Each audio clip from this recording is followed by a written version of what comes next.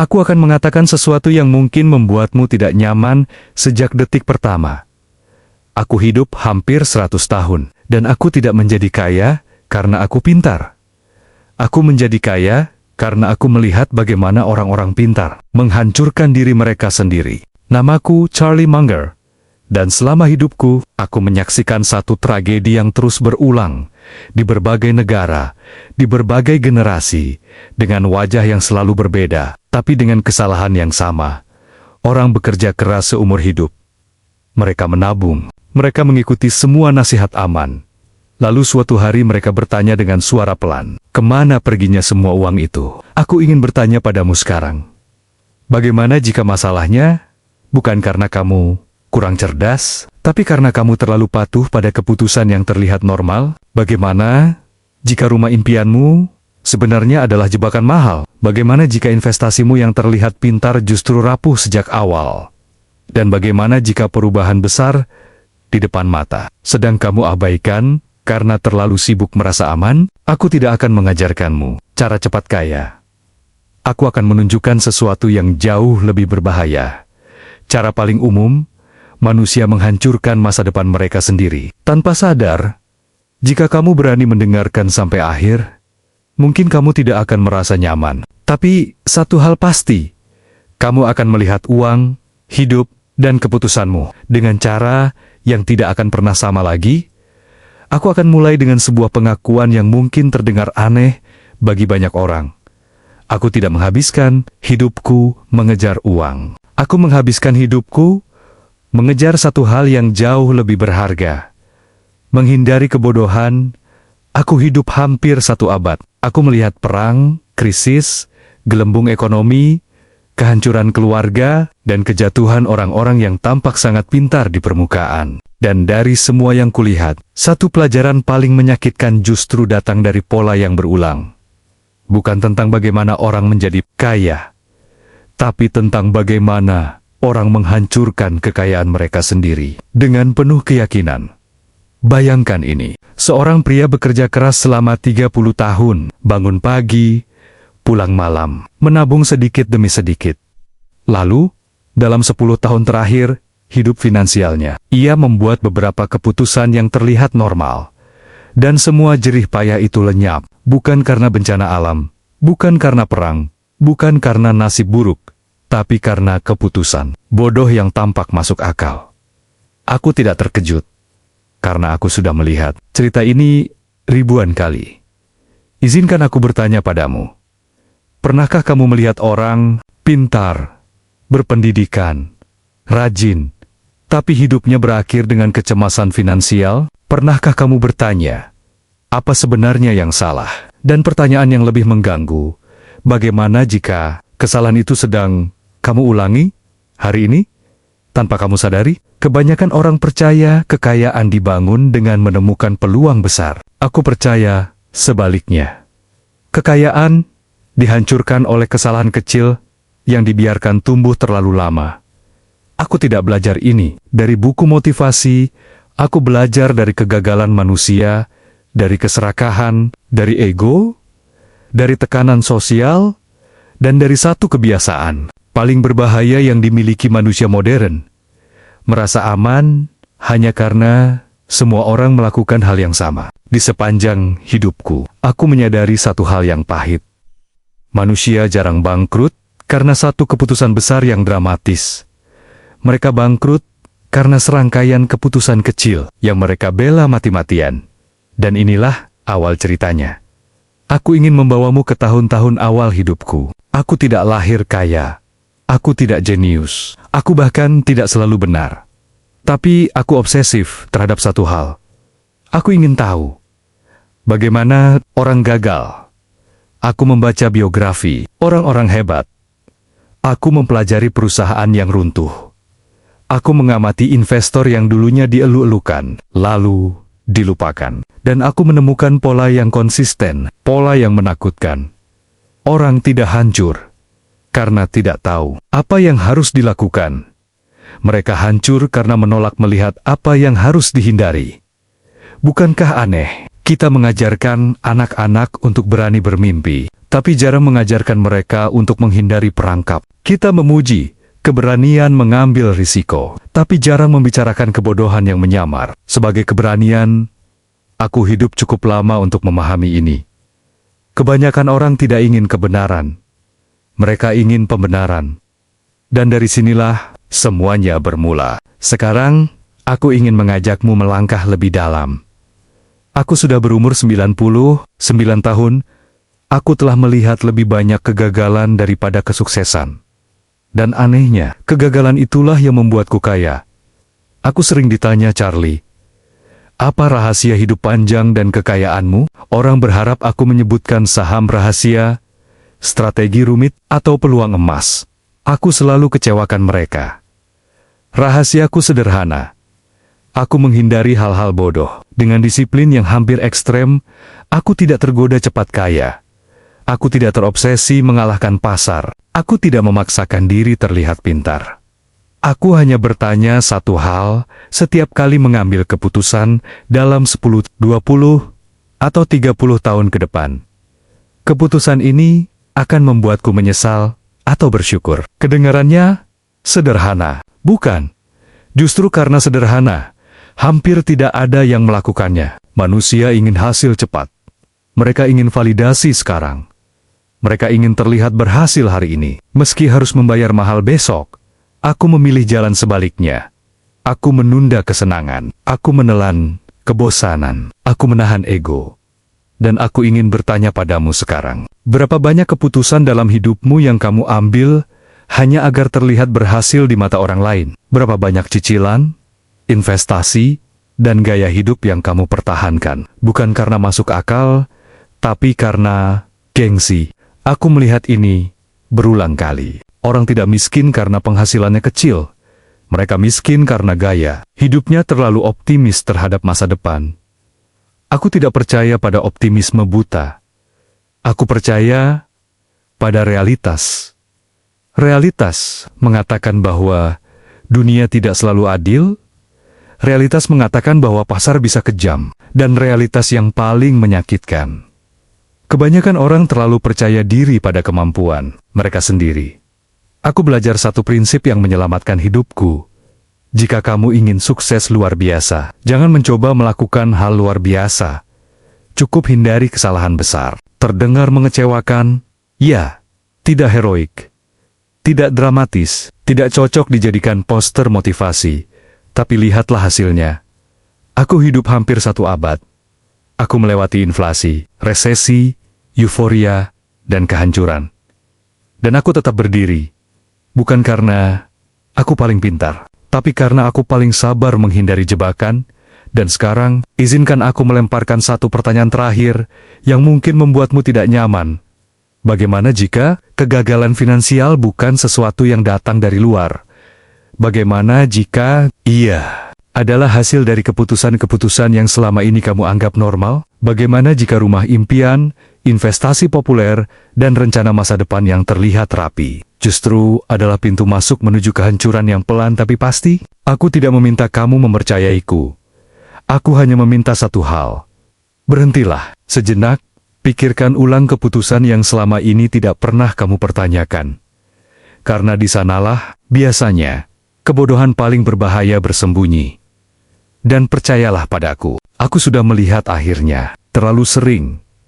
Izinkan aku membawa kamu ke kesalahan yang paling sering kulihat menghancurkan kehidupan finansial kelas menengah. Kesalahan yang terlihat dewasa, terlihat bertanggung jawab, bahkan sering dipuji. Namanya rumah impian.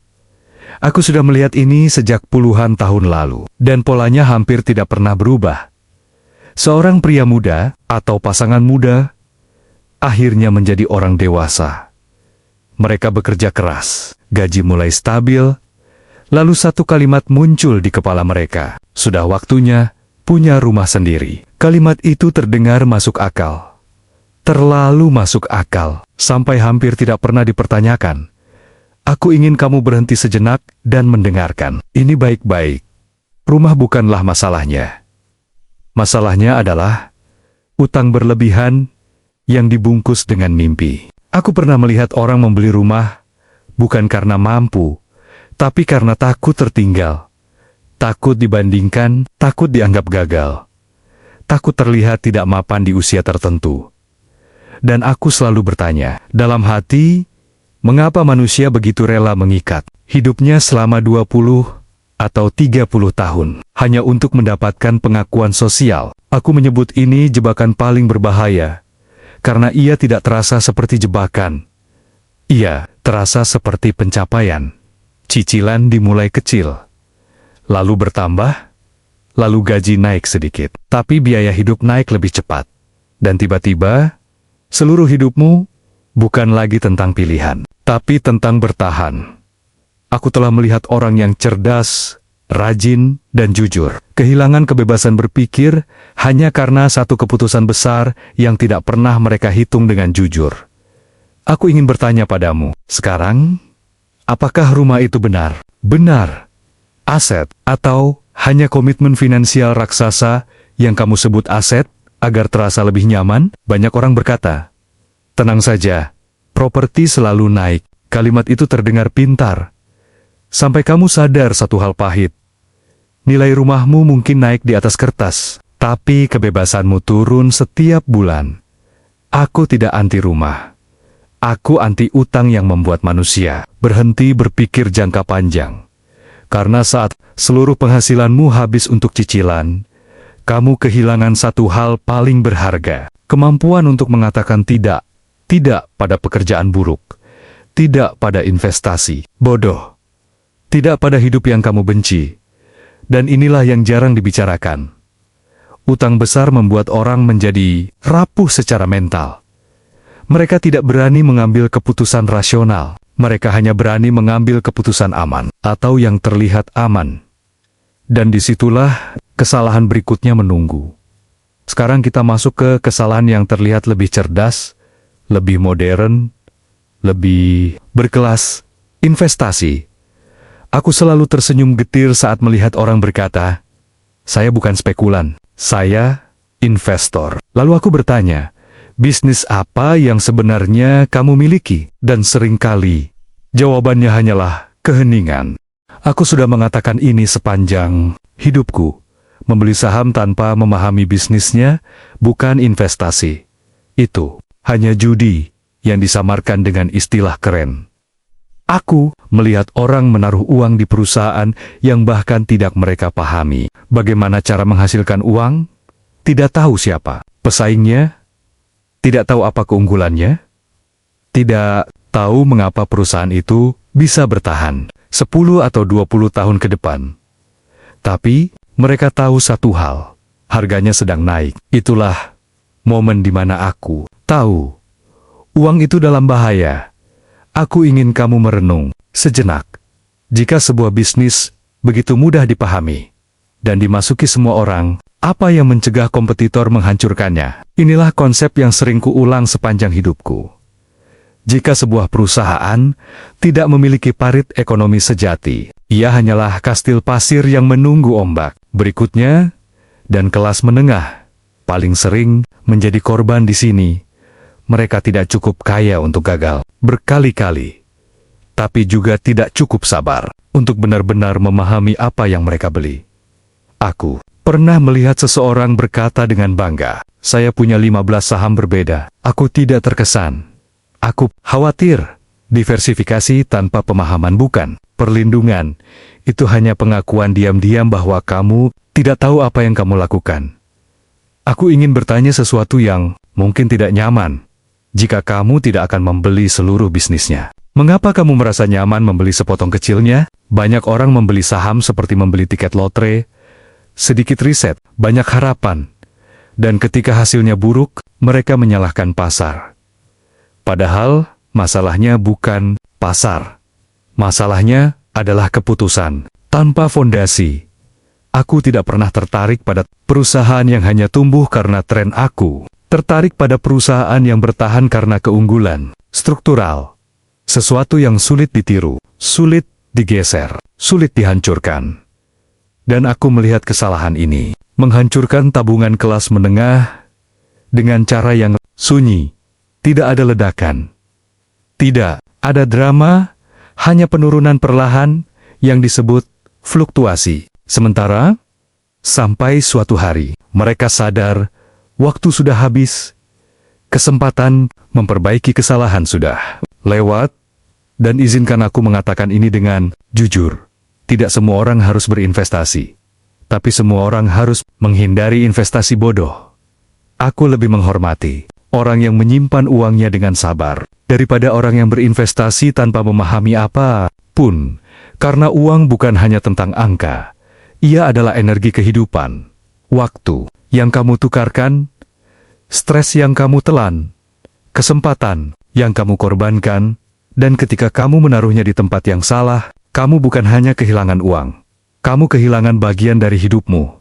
Sekarang, aku ingin meninggalkanmu dengan satu pertanyaan yang akan terus menghantuimu jika kamu jujur menjawabnya. Berapa banyak keputusan finansialmu dibuat karena analisis, dan berapa banyak yang dibuat karena ketakutan? Takut tertinggal, takut terlihat bodoh, takut tidak ikut tren. Aku sudah hidup cukup lama untuk tahu satu hal. Ketakutan adalah penasihat keuangan terburuk yang pernah ada. Dan jika kamu tidak mulai mempertanyakan rumah yang terlalu besar dan investasi yang terlalu rumit, maka jangan kaget jika suatu hari nanti kamu bertanya pada dirimu sendiri, kemana perginya semua uang itu? Aku sudah melihat jawabannya. Terlalu sering. Aku ingin mengajakmu masuk ke satu konsep yang selama hidupku menjadi pembeda antara mereka yang bertahan puluhan tahun dan mereka yang menghilang tanpa jejak. Konsep ini tidak seksi, tidak viral, tidak cocok dijadikan konten motivasi singkat. Tapi justru karena itu, ia memisahkan orang dewasa dari anak-anak dalam dunia uang. Namanya parit ekonomi. Aku tidak pernah tertarik pada bisnis yang terlihat hebat dari luar. Aku tertarik pada satu pertanyaan sederhana. Apa yang melindungi bisnis ini ketika semua orang ingin menirunya? Bayangkan sebuah kastil megah. Dari kejauhan, ia tampak kuat. Dinding tinggi, menara besar, tapi tanpa parit. Satu serangan kecil sudah cukup untuk menghancurkannya. Begitu pula bisnis. Pendapatan besar tanpa perlindungan, bukan kekuatan. Itu hanya undangan terbuka bagi kompetitor. Aku sudah melihat ribuan perusahaan tumbuh cepat, lalu mati lebih cepat. Mereka punya produk bagus, pemasaran agresif, pertumbuhan mengesankan, dan satu kelemahan fatal, tidak ada sesuatu pun yang membuat mereka sulit digantikan. Aku ingin bertanya padamu sekarang, jika sebuah bisnis bisa ditiru dengan modal, teknologi, dan tenaga kerja yang sama, mengapa kamu percaya ia akan bertahan? Inilah kesalahan besar yang sering dilakukan investor, retail dan kelas menengah. Mereka jatuh cinta pada angka, laba, pertumbuhan, grafik yang naik ke kanan, padahal angka adalah hasil. Bukan sebab, parit ekonomi adalah sebab. Ia bisa berupa merek yang tertanam di pikiran manusia, biaya, pindah, yang membuat pelanggan malas pergi, skala yang menekan pesaing sampai kehabisan napas, atau jaringan yang semakin kuat justru, karena semakin banyak orang menggunakannya. Tanpa itu, bisnis hanyalah eksperimen mahal. Aku selalu berkata, lebih baik memiliki sebagian kecil bisnis luar biasa, daripada memiliki banyak bisnis biasa yang rapuh. Dan, izinkan aku mengatakan sesuatu yang mungkin membuatmu tidak nyaman. Kebanyakan orang tidak benar-benar ingin memahami parit ekonomi. Mereka ingin alasan untuk membeli. Mereka ingin merasa pintar. Mereka ingin ikut cerita sukses. Mereka ingin hasil tanpa proses berpikir. Dan pasar tidak pernah mengampuni sikap seperti itu. Aku sudah hidup cukup lama untuk melihat satu pola menyedihkan. Orang kehilangan uang bukan karena mereka kurang informasi, tapi karena mereka mengabaikan struktur. Dan ketika struktur runtuh, tidak ada doa yang bisa menyelamatkan investasi itu. Sekarang, mari kita bicara tentang kesalahan yang lebih sunyi, lebih pelan, lebih jarang dibahas, tapi dampaknya jauh lebih permanen. Demografi. Sebagian besar orang merencanakan keuangan seolah dunia akan tetap sama. Gaji naik, biaya hidup stabil, peluang selalu ada. Itu asumsi yang indah dan sangat berbahaya. Aku selalu memperhatikan satu hal sebelum berinvestasi: kemana manusia bergerak, berapa umur mereka, apa yang mereka butuhkan hari ini, dan apa yang akan mereka butuhkan 20 tahun lagi. Uang selalu mengikuti manusia, bukan sebaliknya. Aku ingin kamu memikirkan ini. Apa yang terjadi jika jumlah usia produktif menurun? Apa yang terjadi jika populasi menua? Apa yang terjadi jika generasi muda tidak lagi mampu membeli apa yang generasi sebelumnya anggap normal? Pertanyaan ini tidak populer, karena jawabannya tidak nyaman. Aku telah melihat negara-negara yang mengabaikan demografi, dan aku melihat hasilnya. Pertumbuhan melambat, beban meningkat, dan kelas menengah terjepit di tengah. Kesalahan fatal manusia adalah berpikir bahwa perubahan selalu terasa cepat. Padahal perubahan paling berbahaya justru terasa lambat. Sampai terlambat, demografi bekerja seperti arus laut. Kamu tidak melihatnya bergerak cepat. Tapi jika kamu melawannya, kamu tenggelam. Aku ingin bertanya padamu dengan jujur. Apakah tabunganmu, investasimu, dan rencana hidupmu disesuaikan dengan dunia yang sedang berubah? Atau hanya dunia yang kamu harapkan? Banyak orang berinvestasi, seolah pensiun akan mudah, seolah biaya kesehatan akan murah, seolah peluang kerja akan selalu tersedia. Itu bukan perencanaan. Itu harapan yang menyamar sebagai strategi. Aku tidak percaya pada ramalan. Aku percaya pada probabilitas. Dan probabilitas mengatakan satu hal yang jelas: mereka yang mengabaikan demografi akan membayar mahal. Bukan hari ini, tapi saat mereka paling tidak siap. Aku sudah melihatnya berkali-kali. Orang berkata, seandainya dulu saya berpikir lebih jauh. Sayangnya, pasar tidak memberi diskon untuk penyesalan. Jika kamu ingin melindungi tabunganmu, jangan hanya bertanya, berapa keuntungannya? Tapi, tanyakan, dalam dunia seperti apa uang ini akan hidup? Karena uang tidak hidup di ruang hampa. Ia hidup di masyarakat, di antara manusia, di tengah perubahan yang tidak peduli pada rencana pribadi.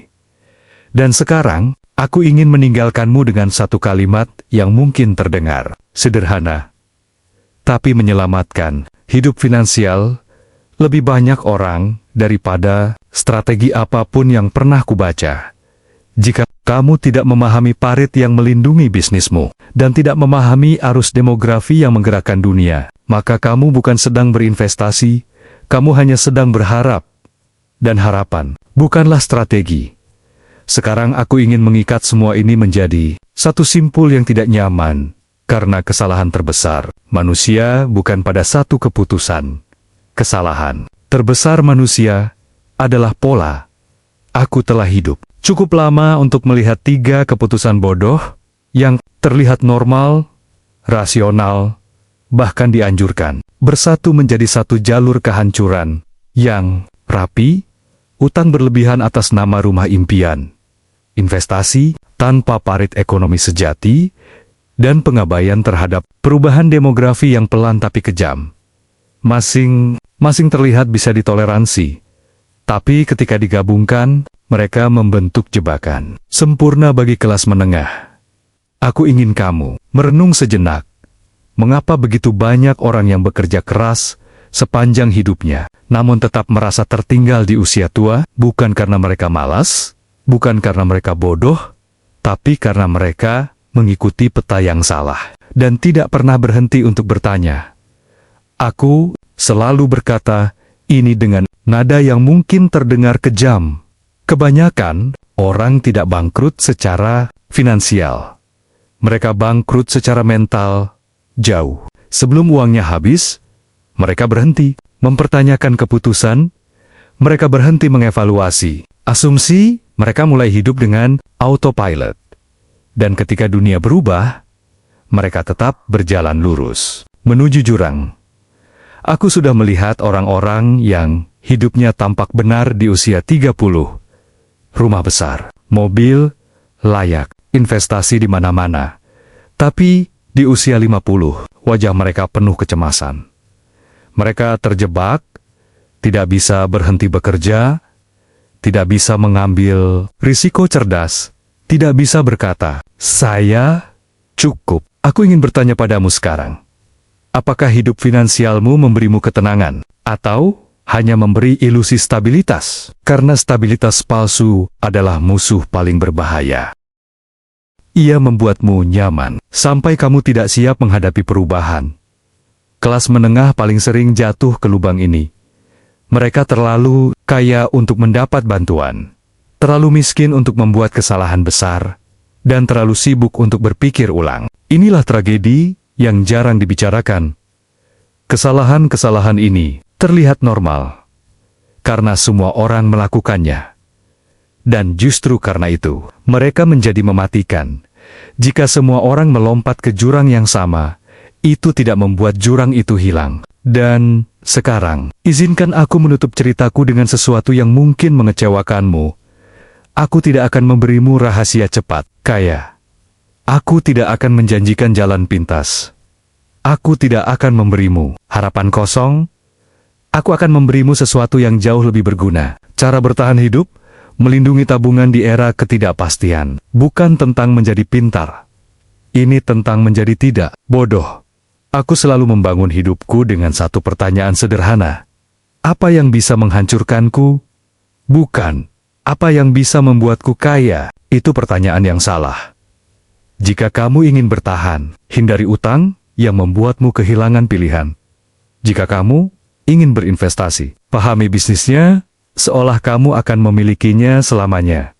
Jika kamu ingin menabung, lakukan dengan asumsi dunia akan berubah dan seringkali tidak sesuai harapanmu. Aku ingin kamu berhenti sejenak dan bertanya pada dirimu sendiri. Jika penghasilanmu berhenti 6 bulan ke depan, berapa banyak keputusan hidupmu yang masih bisa kamu pertahankan? Pertanyaan itu tidak nyaman, tapi jauh lebih jujur daripada anggaran rapi di atas kertas. Aku tidak pernah percaya pada rencana yang hanya bekerja di kondisi ideal. Aku percaya pada rencana yang tetap bertahan saat segalanya berjalan buruk. Itulah sebabnya aku menunda kesenangan. Itulah sebabnya aku menyukai kesederhanaan. Itulah sebabnya aku tidak pernah mengandalkan satu sumber harapan. Karena dunia tidak peduli seberapa keras kamu berharap, aku ingin mengatakan ini dengan jelas. Kamu tidak perlu menjadi jenius. Kamu tidak perlu menjadi investor hebat. Kamu tidak perlu mengalahkan siapapun. Kamu hanya perlu berhenti melakukan hal-hal yang menghancurkanmu secara perlahan. Dan sekarang, satu pertanyaan terakhir. Pertanyaan yang seandainya kamu jujur menjawabnya, bisa mengubah arah hidupmu. Keputusan apa dalam hidupmu hari ini yang terlihat normal, tapi sebenarnya menggerogoti masa depanmu? Jika kamu belum menemukan jawabannya, jangan khawatir. Sebagian besar orang baru menemukannya saat sudah terlambat, dan tugasku sepanjang hidupku bukan membuatmu kaya, tapi membuatmu tidak ikut jatuh. Karena dalam dunia yang tidak pasti, bertahan hidup dengan utuh adalah kemenangan yang paling langka. Aku ingin menutup semuanya dengan kejujuran yang mungkin terasa pahit. Bukan karena aku ingin terlihat bijak, tapi karena aku sudah melihat terlalu banyak akhir cerita yang seharusnya bisa dihindari. Aku tidak pernah menganggap hidup sebagai perlombaan untuk terlihat sukses. Aku melihat hidup sebagai ujian panjang untuk tidak melakukan kesalahan fatal. Dan inilah pesan moral yang ingin kutinggalkan padamu. Kebanyakan orang tidak hancur karena satu keputusan gila. Mereka hancur karena serangkaian keputusan normal yang tidak pernah mereka pertanyakan. Normal, membeli rumah terlalu besar karena semua orang melakukannya. Normal, berutang panjang karena dianggap dewasa. Normal, berinvestasi tanpa memahami apa yang dibeli karena takut ketinggalan. Normal, berharap dunia akan selalu ramah pada rencana kita. Normal adalah kata yang paling berbahaya dalam hidup manusia. Aku telah melihat orang-orang baik, jujur, rajin, dan cerdas. Terkunci dalam hidup yang tidak mereka pilih. Sepenuhnya bukan karena mereka kurang usaha, tapi karena mereka menyerahkan kendali pada kebiasaan sosial. Dan inilah kebenaran yang jarang diucapkan. Masyarakat tidak mengajarkanmu cara berpikir jangka panjang, ia mengajarkanmu cara menyesuaikan diri untuk terlihat mapan, menyesuaikan diri agar tidak dianggap gagal, menyesuaikan diri agar tidak berbeda. Padahal berbeda seringkali adalah satu-satunya jalan menuju keselamatan. Aku ingin kamu memahami satu hal penting. Uang bukan sekadar alat tukar. Ia adalah waktu hidupmu yang berubah. Bentuk, jam-jam yang tidak bisa kembali, energi yang kamu korbankan, kesabaran yang kamu telan. Dan ketika kamu menyia-nyiakan uangmu, sebenarnya kamu sedang menyia-nyiakan hidupmu. Itulah sebabnya, aku selalu keras pada diri sendiri. Aku tidak bertanya, apakah ini bisa membuatku kaya? Aku bertanya, apakah ini bisa menghancurkanku? Pertanyaan kedua jauh lebih berguna. Kebanyakan manusia ingin merasa pintar. Mereka ingin cerita heroik. Mereka ingin mengatakan bahwa mereka berani mengambil risiko. Aku tidak tertarik pada keberanian. Semacam itu, aku tertarik pada ketahanan. Karena dunia tidak memberi hadiah pada yang paling berani. Dunia memberi hadiah pada mereka yang bertahan paling lama. Aku ingin kamu berhenti sejenak dan merenung. Berapa banyak keputusan dalam hidupmu dibuat bukan karena logika, tapi karena tekanan. Tekanan usia, tekanan keluarga, tekanan sosial, tekanan untuk terlihat berhasil sebelum waktunya. Tekanan adalah penasihat keuangan terburuk yang pernah ada. Dan ketika kamu membiarkan tekanan memimpin, kamu akan menukar kebebasan jangka panjang dengan kenyamanan sesaat. Aku telah melihat ini terlalu sering. Orang membangun hidup yang indah dari luar, namun rapuh di dalam. Satu guncangan kecil saja, dan semuanya runtuh. Inilah sebabnya, aku selalu memilih hidup sederhana, bukan karena aku tidak mampu lebih, tapi karena aku ingin pilihan untuk berkata tidak, pilihan untuk menunggu, pilihan untuk berpikir ulang, pilihan untuk berjalan menjauh dari kebodohan kolektif. Dan inilah pesan yang ingin benar-benar kamu dengar. Kamu tidak perlu menjadi luar biasa untuk hidup aman. Kamu hanya perlu berhenti melakukan hal-hal yang jelas berbahaya. Hindari utang yang mencuri tidurmu. Hindari investasi yang tidak kamu pahami. Hindari rencana yang hanya bekerja jika dunia selalu baik padamu. Bangun hidup yang tahan terhadap kesalahan, bukan hidup yang bergantung pada keberuntungan. Aku tahu ini tidak terdengar menggairahkan. Tidak ada janji cepat kaya. Tidak ada kisah sukses instan. Tapi aku berjanji satu hal. Pendekatan ini akan memberimu sesuatu yang jauh lebih berharga daripada kekayaan. Ketenangan. Dan ketenangan adalah mata uang yang paling langka di dunia modern. Aku ingin kamu mengingat satu kalimat ini. Jika sesuatu bisa menghancurkan hidupmu ketika berjalan buruk, maka itu bukan keputusan yang cerdas. Meski terlihat hebat saat berjalan baik, hidup bukan tentang memprediksi masa depan dengan tepat. Hidup tentang bersiap untuk masa depan. Yang salah, aku telah hidup hampir 1 abad. Dan jika ada satu pelajaran yang ingin kutitipkan sebelum aku pergi, ini dia. Berhentilah mencoba terlihat sukses. Mulailah berusaha tidak gagal. Karena orang yang bertahan lama akan selalu mengalahkan orang yang berlari cepat lalu kehabisan napas di tengah jalan. Dan pada akhirnya, kemenangan sejati bukan tentang seberapa tinggi kamu naik, tapi tentang seberapa utuh kamu sampai di akhir perjalanan. Itulah warisan yang ingin kutinggalkan padamu.